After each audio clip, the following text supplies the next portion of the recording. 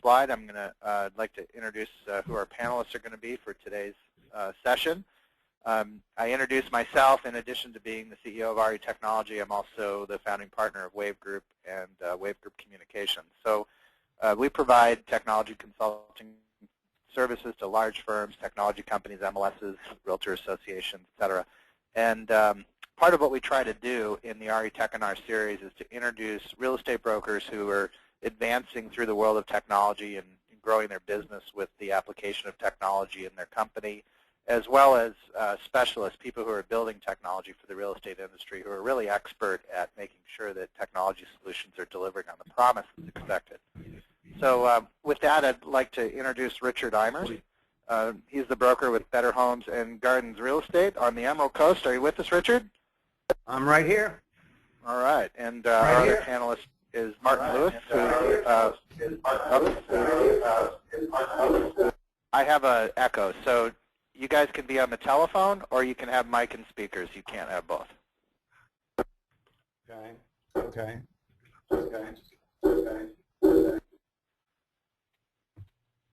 How are we now? Can we try that one more time?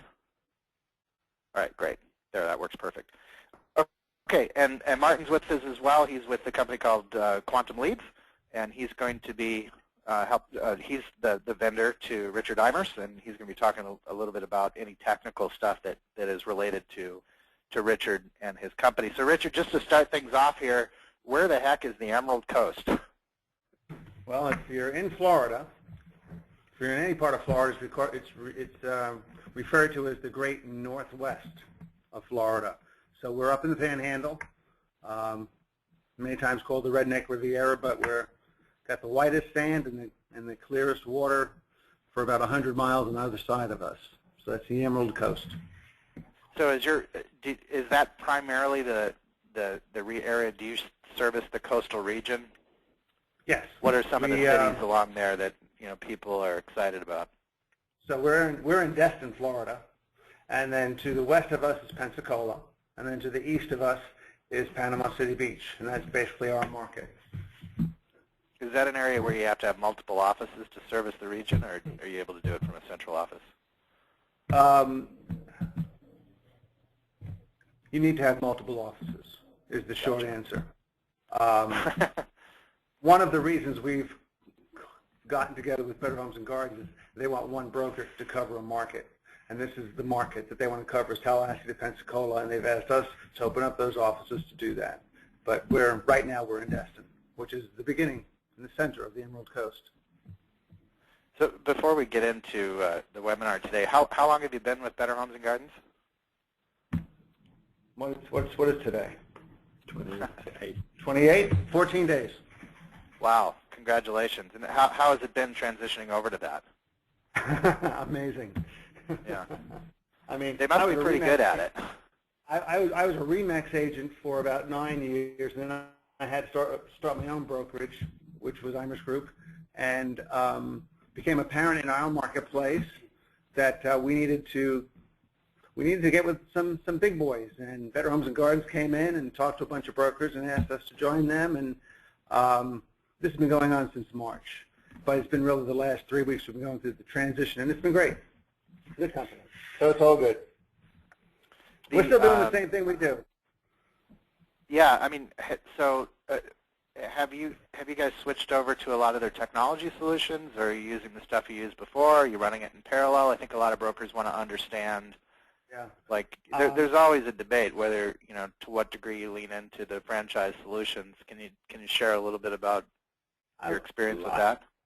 Let me go backwards, and then I'll jump right into this. In 2009, I was approached by Tiger Lead Solutions to use their product, and investigated it and was very successful with it. And I was always a believer in more, so I went and got the market leader, and I wound up getting Zerpal, and then I found myself bouncing between 3 databases. Eventually, Quantum Leads came to us, and we hooked up with Quantum Leads about 2.5, 3 years ago, and we dropped each one of those 3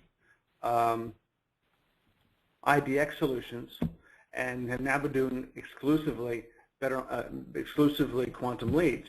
Now Better Homes and Gardens has brought on their product, a national product, and it's a product that we're going to have to embrace, and we're going to use them in parallel. Great. Well, it's a good solution. So, it's pretty interesting. We do a lot of work around the nation with leading firms through the WAVE group, and when I think of leading edge technology, I don't necessarily think of Northwest Florida, but you guys are out ahead of most people in your market, and I want to turn our attention to the first slide, which is really on mobile. And can you tell us like what your journey has been to mobile? I mean, we see here in this report that next year, which is just a few months away, we're going to see an inflection point where mobile surpasses desktop in the way that consumers engage with information on the internet. How has that been for you guys? Well, first of all, I don't think I don't think it's any different in the real estate industry than it is in any of the other industries. I think most people have gotten more comfortable with the mobile solution and less anchored to the desktop solution. So I think it's with the advent of the larger iPhone 6 and all of the tablets and the mini tablets, I think those are the whole reasons that have been driving this mobile technology and increases.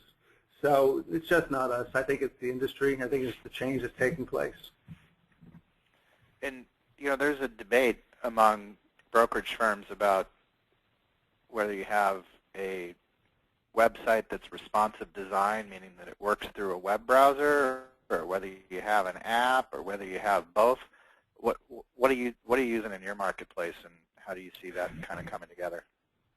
I like the web-based solution that adjusts to the size of the mobile device that you're using. I do know that there have been lots of challenges with apps, especially when you're dealing with an Android product, that they don't adjust the size of the picture to the size of the box, and they're all so many different sizes. I'm able to use my quantum leads, whether I'm on my iPhone, to look up a prospect, to make a phone call, to enter a note, to see what I have to do, to being able to do a search on our MLS, which is also a web-based platform. So I've become very comfortable with the web-based platforms.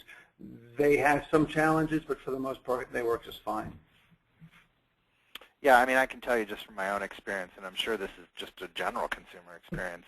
When I'm looking for information on the internet, I'm more likely to go to my browser than go to the App Store and find an app to do it. And I know that when I'm standing in front of something and I need information, the last thing I want to do is be challenged with downloading an app. Now, once I'm associated with a company, and I'm, like, I'll give you an example. I travel a lot, and I use United Airlines as my primary carrier, and I use their app now because it's a tool that makes it easier for me to get access to the information. But largely speaking, there aren't a lot of companies that deliver apps that are really going to deliver that to me, and I don't want to go through the experience of downloading an app, and I don't really care about the data usage. Some consumers are on data usage things that it costs them money to download an app and update that app all the time, wears on resources and things like that. So I think it's always kind of a crossroads of effectiveness when you consider one or the other. So can we just go to the next slide? One of the things that has kind of blown me away, Richard, is what's really happened in your market on your website with the mobile activity. I see this as something that's way out in front of the information that we see when we do our WAVE Group annual broker website effectiveness study. Usually we don't see a website that has this much mobile traffic. Can you kind of walk us through this and let us know why you think that you're seeing this? We're a second home market. I think if you're in your local neighborhood and you're upgrading or downgrading your home, you've got your desktop, you've got all of your tools, but here people come here, they don't bring their desktop when they come to the beach, but they do bring their mobile devices. And it's when they're here that they say, oh, maybe we could afford a second home in the Destin market. And that's when they begin their search. So it's more akin to, you don't bring a desktop down, you bring your laptop down, you bring your mobile devices down, and that's how they do their searches because they're away from home. So it's curious to note that the tablet market really hasn't changed. Your year-over-year results, I see here that the lower graph is what was happening in 2013, and you had 20% tablet. And the upper graph, which is 2014, I see 22.5. That's remained pretty static. The big change is the actual handheld device, the mobile phone, which went from 10% to 20%. And my understanding is this just happened. You didn't do anything differently, like you didn't change systems? Nope, we didn't change systems. But you know, Galaxy came out with the big screen, and HTC came out with a bigger screen, and now Apple came out with a bigger screen. And I think it's because of those bigger screens that I think they're more inclined, prospects are more inclined to get online with their phones and look at properties. It's made it a lot easier. Do you operate any online advertising or pay-per-click campaigns that might be influencing this? I don't know that we've specifically directed our marketing to the mobile network. I know we've got a lot of ads out there running, but I don't believe that any one ad has really been directing them to our site as a mobile-only solution. No. Interesting. And Martin, can I ask you to chime in here? I know that you guys manage a lot of pay-per-click campaigns for a lot of your different customers. Are you seeing anything in terms of click-through rates on mobile differentiating from click-through rates on desktop in terms of the effectiveness of online pay-per-click? Absolutely, Victor. You know, we see on average probably about, I'd say about a 20% higher ratio on the low end. What we do periodically see as well is probably mobile is about half the cost for each and every lead, and you also get better positioning as opposed to desktop PPC advertising. So it's definitely a better option. And I want you to change my advertising to more mobile. We can do that. Yeah, I mean, you know, one of the big changes that we've seen happen in mobile is, you know, everybody, when they talk about mobile in real estate, they talk about the consumer that's sitting in their car in front of a yard sign trying to get information about a property. And I don't see that use case as being as prominent as everybody discusses, where, you know, I walk around and I see people using their mobile phone when they walk down the street. I look in my own house and I see, you know, people using their mobile phones sitting on the couch watching TV. I see people, you know, using their mobile phones in restaurants and other areas. I mean, it's just become the most handy tool that you can possibly use to access information, real estate or otherwise. So, you know, when I see this jump of 9% to 20%, I just think that we're watching human behavior change in front of our eyes. Is that the way you take it in your market as well? Definitely. Yeah. Definitely. So and I think the new technology also, especially with Windows 8 and the tablet type product by those people, they're coming up with lighter, smaller, quicker, easier to use devices in the new Mobile 8 products. And I think it's adding to the telephone solution. I mean, the telephones have gotten larger, but I think the increased portability of the tablets have also helped, especially like the mini iPad or the mini Nexus type products. I think they've also helped that. I mean, because we can turn our phones into hotspots. We're good to go. Yeah, I mean, everything's sort of become a tweener. You know, when I look at, I have a Microsoft Surface device, which is considered a desktop when you look at the analytics that we're looking at here. But I use that almost exclusively as a mobile device, as a tablet. But it doesn't show up here. So I don't know how many of those things have been sold, but this, if anything, it may be underreporting for the consumers of that particular product. It's probably going to be very difficult in the future because of all of these cross-platform type of devices to understand where the clear divisions are between mobile and desktop. I think it's true. I think as you're looking at all that blue, I bet you there's a lot less blue than what's really showing there. Because I'm working off of a laptop plugged into a big screen, but I'm using it as a desktop more than I am a laptop, Yeah. or a portable device. So I just want to take a quick poll here. If we could just go to the next screen. So if you could launch that poll, if I could get one of the RETechinar, excellent. So this is going to be up for just a minute. We just want to take sort of the temperature to understand how much broker business today comes from the Internet.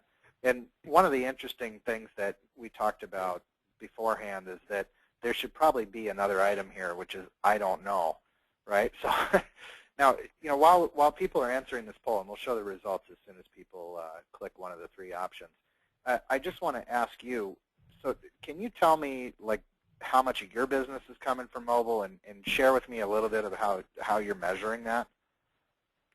Or just from the Internet in general? Or not just I would tell you, from the Internet in general, that our sales are about 50%. And the reason I know that is because on my agent disbursement forms, they need to tell me where the prospect originated. And they'll put down the name of the prospect that's getting ready to close or has just closed, and I'll go into our quantum leads, look up the prospect, and see how long ago the prospect got online, and just to educate myself, see what the process was for that from that buyer that actually closed. And so I know which ones, and it's 50%. So you're doing survey data as part of your disbursement form, and then you're validating that data by doing a lookup. Yep. I mean, it only takes a second. Yeah, I mean, what's fascinating there is that, to me what's fascinating is that there are two realities in the world. One of those realities is fact, which is you looking it up. The other reality is belief, which is something that a lot of brokers have to be challenged with today when you're talking about agents. They believe certain things that may or may not be true.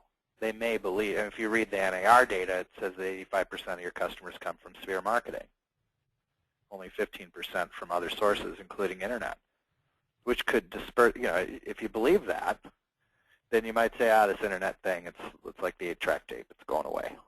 I don't think the Internet's going away. But the fact that you're surveying the agents so that you're making sure that they understand how valid and how important the Internet is in their business, which changes their behavior on how they interact with the business or with the consumer that's coming from the Internet, I think that you're moving your agents in a world where they're going to be able to provide better services and close more business from that source. I think the role of the Internet buyer has also got a great effect on this. The real estate agent who is seasoned, I mean, I have a perfect example. One of my agents, his name is John. He's been with me 6 years, had no real estate experience. In 4 years of working for me, he's gone from making very little money to making over $325,000 a year, and he does not take Internet leads anymore. I had an agent that came back. She was a RE/MAX agent. She had 2 children. She came back to work. I loaded her up on Internet leads. In less than 6 months' time, she was back to producing her good volumes. I think it's a tool to be used to help the newer, younger agents train and grow more quickly without having to spend more money because on your pay-per-click campaigns, because they eventually wean off and they're as busy as they can stand it with their referrals from their prospects, and now we're growing our business and we're giving the new new agents more prospects to the Internet. And it seems to be a common way of the way I've seen it done ever since I've been doing this now since before 2009. I mean, since 2005 really. And I've seen it as a way just to get agents off the ground and going. And your new agents come in at commission splits, which are probably lean more toward the brokerage 50/50. than your top producers if you're normal, right? Yeah. Well, they're 50/50. Yeah. And then as they produce more, they probably go over waterfalls until they get to a different split. Yeah. So new agents actually pay a higher return to the real estate broker, but if and only if you can make them productive quickly.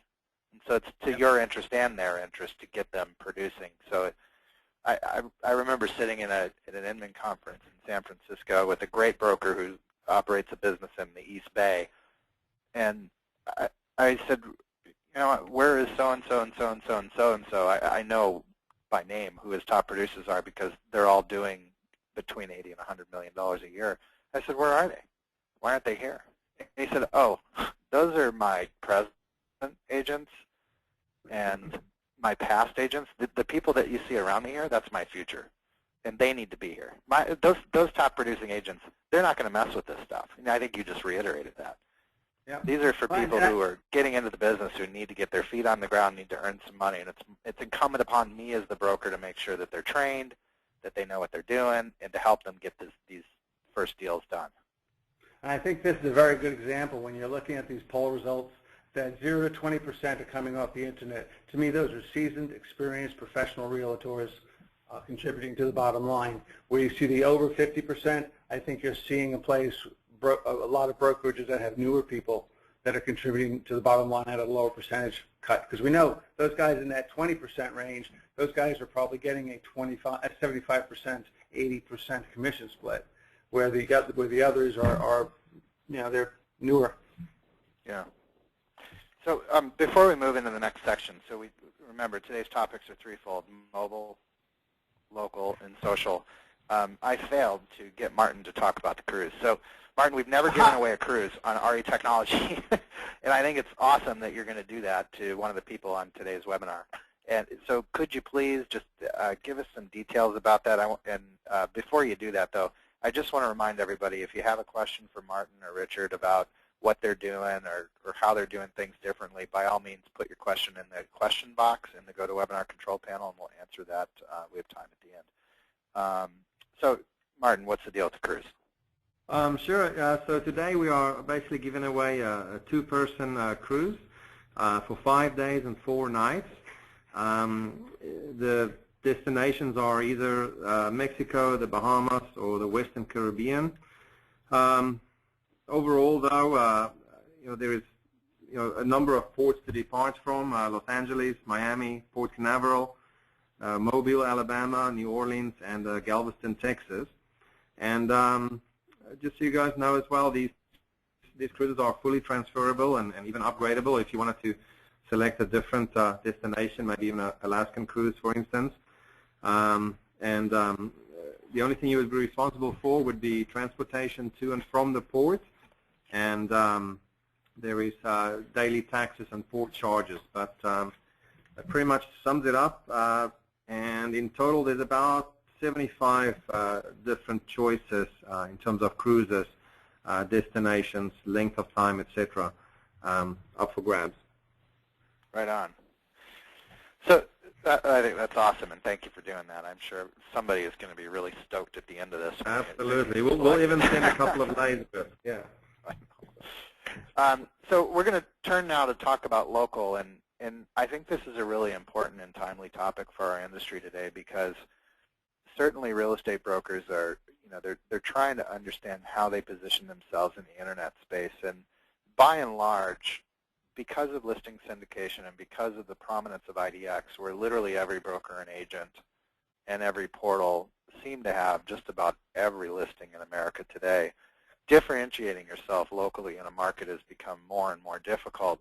And this is the point, Richard, where I really wanted you to talk about how it is that your website is offering a differentiated amount of information to the consumers, which is compelling them to prefer your site over other sites that might be available either from your competition or from portals today. So could you talk a little bit about that? I think that I think the prospects or the internet-empowered consumers have made it perfectly clear that, first of all, we're not the gatekeepers of the information anymore. And of course, the conversation is, well, what are we? But they want, and they are looking for places, syndicated websites that offer more than just what's for sale. As a matter of fact, the question of what's for sale is only good when you as a buyer prospect are beginning your search. As you get more and more serious, you start to really want to know what are these properties really selling for. I think one of the big reasons why a lot of the major syndication websites out there are so popular, even though people know that they're 30% inaccurate with their data, that if you can reach out to them and say, look, we're a local website, our data comes from the local MLS, so you're not only getting active properties as they come to the market, and it's updated 3 and 4 and 5 times a day, but you're finding out about the properties that went pending. And it's really incumbent upon the agent to explain to the prospects why it's important to them to know which properties went pending. You know, that buyers went out there and when they were looking at value, found greater value in the property that's pending than the ones that are still there, out there on the market. And then finally, why those sold properties are so important to them, so that they can see that within the last 6 months or any time range that they put in there, they can see how many, how much the property sold for, so they can anticipate what those properties are going to sell for. The other beautiful part I think about this is that we've gone from a buyer beware to more of a leveled playing field, more like a Carfax, where you can see how many times a seller has expired their listing, how many times they've had property price adjustments. You can see a lot of the things about those properties that are active on the market and give you a better sense as a buyer. So the buyers, when they come in to our office, are really quite astute. They know just so much more about the market, and we don't have to look at as many properties. We don't write lowball offers because, like in Carfax, you know where the weaknesses are in the sale of the property or the property that's for sale. So it's I think it's been delivering the full experience on a local scale that's 100% accurate. I think is where the greatest appreciation for our websites are. So in your market, are pending and sold listings allowed to be displayed over IDX, or do you need a virtual office website solution in order to be able to display that? And I like to explain it this way. When you are sitting in your office and a buyer comes in, they sit down and you talk to them and you're starting to show them what's for sale, and this discussion, of course, always goes to what's pending and sold. You've established, although loosely established, a buyer-seller relationship. And it's because of that relationship that you share that knowledge. Well, in a virtual office website, it's much the same way, but it's virtual. And so for them to do that, they have to become a member of the website. They have to agree to the terms and conditions of the website. And this is laid out through the Justice Department. This was back in 2008. From 2006 to 2008, they explored it with the National Association of Realtors and came up with the solution for the virtual office website that a virtual prospect had to become a member so that you could share this kind of information with them. I mean, as realtors, we all send pending, sold, and active properties to our buyers, and we have relationships. Even though we don't have signed buyer agreements, we have relationships. And trying to have that relationship on it with an internet buyer is a very different experience. But if they agree to the terms and conditions, that means that we have conceptually a buyer relationship, and we can start sharing that same information with them as well. So your vendor, Quantum, has done more with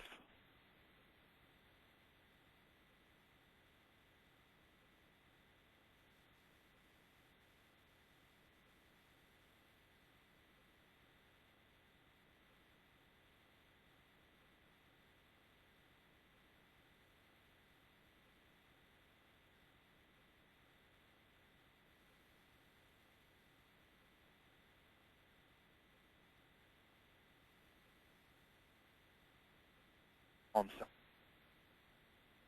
seller in a way that makes them feel like they're connected to the MLS itself. Exactly. They're logged in and they've created this relationship. So you've sort of invited them into a place where they have the good stuff. That, it wasn't that many years ago that if a consumer wanted real estate information back in 1996, they had no choice. They had to contact a real estate agent. And the real estate agent had, what was at the time one of the very first online MLSs. But, in 96, people were still, 30 or 40% of the MLSs were continuing to print the books and that book was the most valued thing a consumer could ever have access to. And I would argue that a virtual office website is that book today.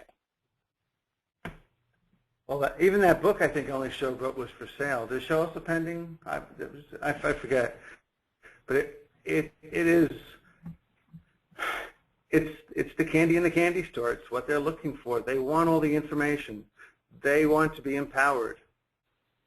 And they need us to do the stuff that they can't do. I mean, this is nothing more than data, but putting together transactions and helping them through the process is I think, you got to look at what is your value added to the transaction, and it's not what's pending, sold, and active. I mean, people can find that out almost anywhere today. Now, are your agents registering sellers to your solution so that sellers can see the activity in the market that's impacting the value of their home for sale and make better decisions on pricing?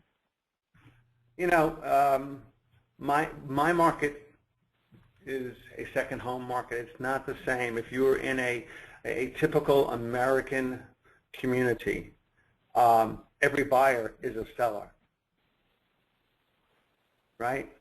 Mm-hmm. Every seller is a buyer. Most, yeah. I mean, I think we're at 5 to 7% new home buyers, first-time home buyers. Right. But those that are buying are sellers, and those that are selling are buyers. And so only recently, and one of the features that I had wanted and they put on was the ability to go after expired listings, because I love expired listings. I don't like new listings. I like expired listings. People that have been humbleized, people that have been beaten up. Now I want that prospect. Now I don't want that seller prospect that thinks his house is exactly like the other house, but better.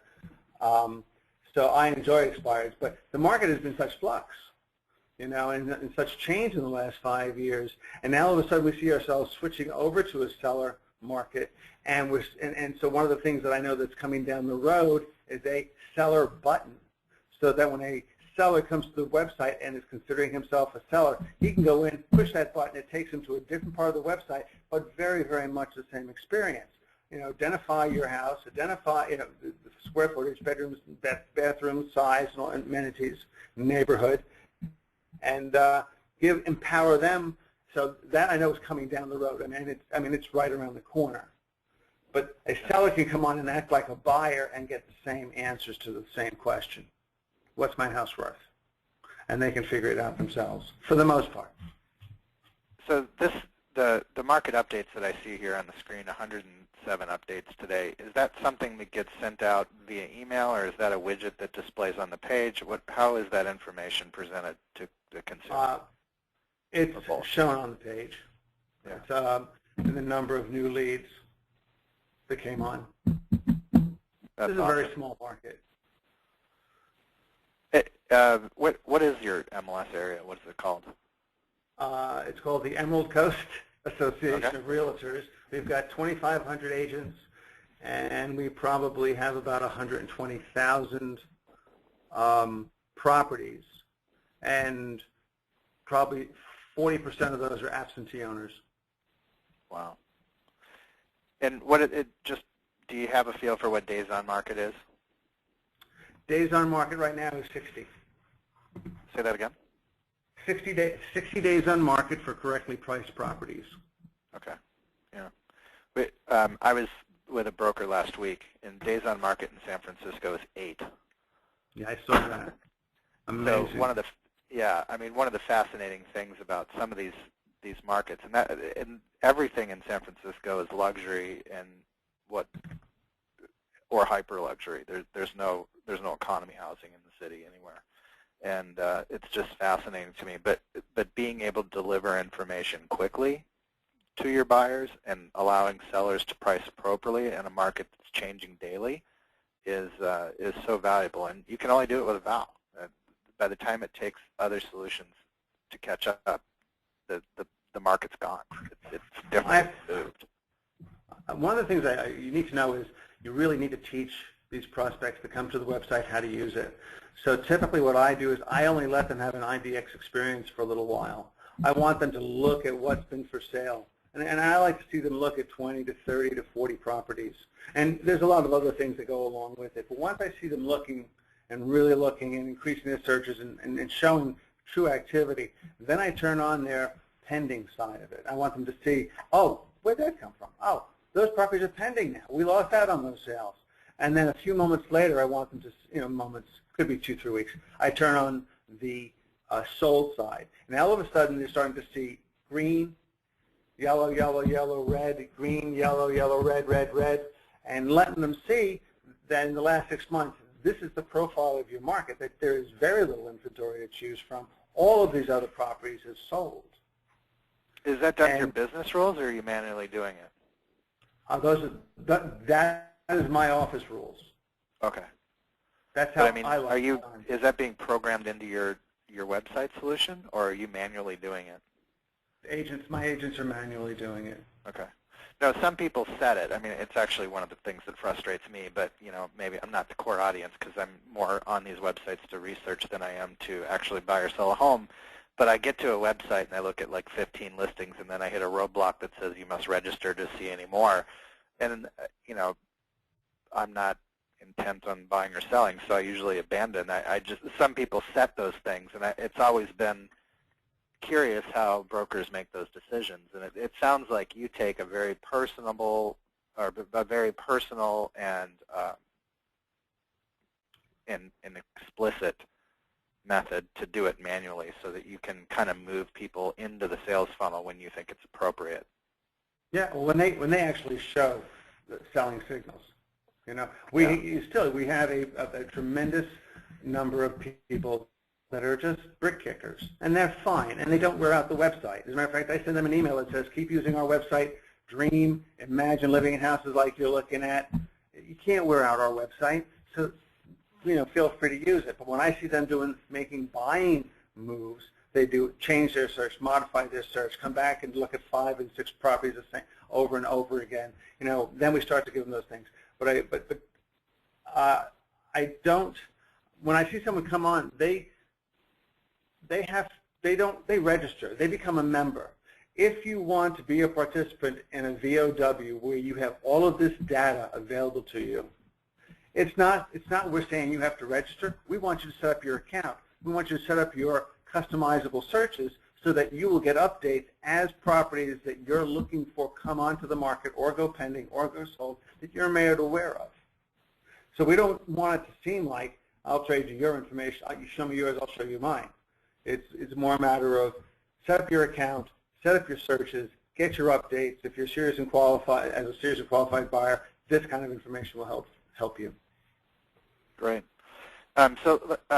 If I could just ask the RETechnology staff to advance to the next slide, and I'd like to put up another poll to find out how many people in the audience are familiar with VOW and its benefits.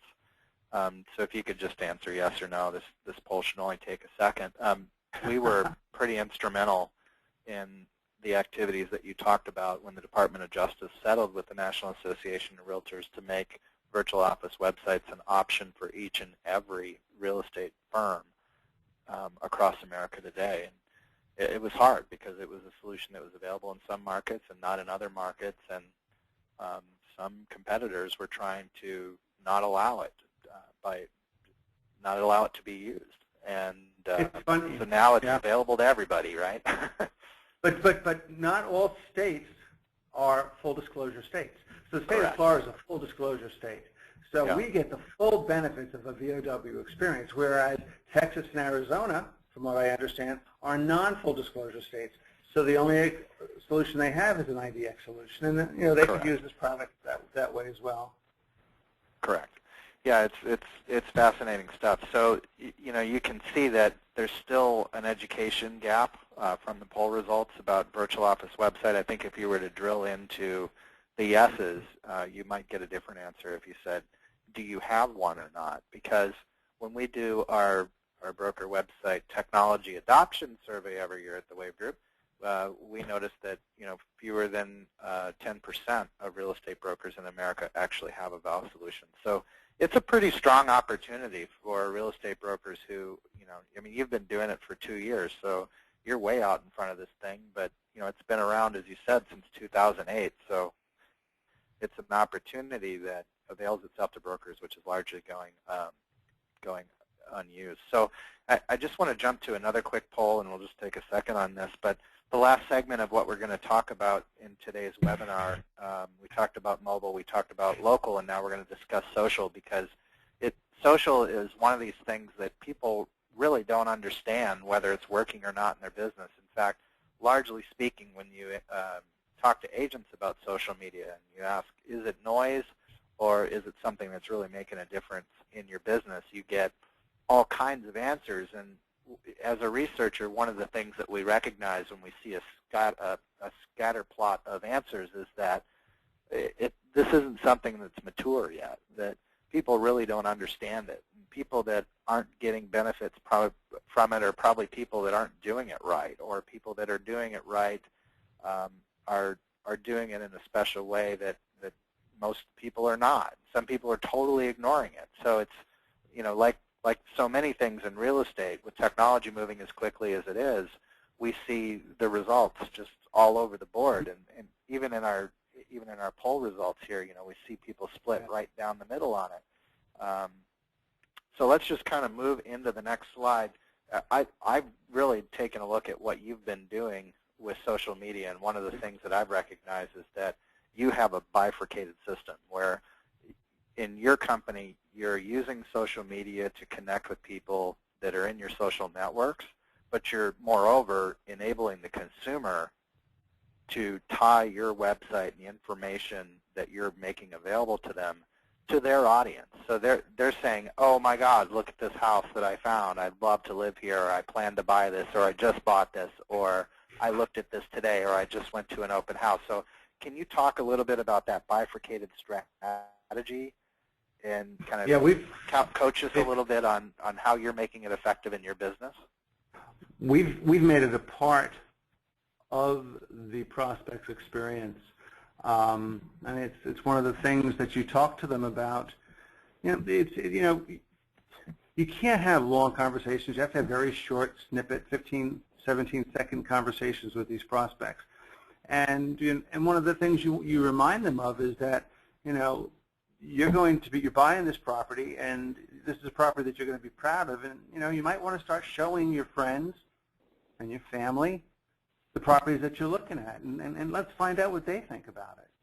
And it drives them back, drives all these additional people back to the website, hopefully to your personal website, because each one of my agents gets their own quantum lead subdomain, and so they can sell their subdomain or drive people to their subdomains, but more and more by doing this social media stuff.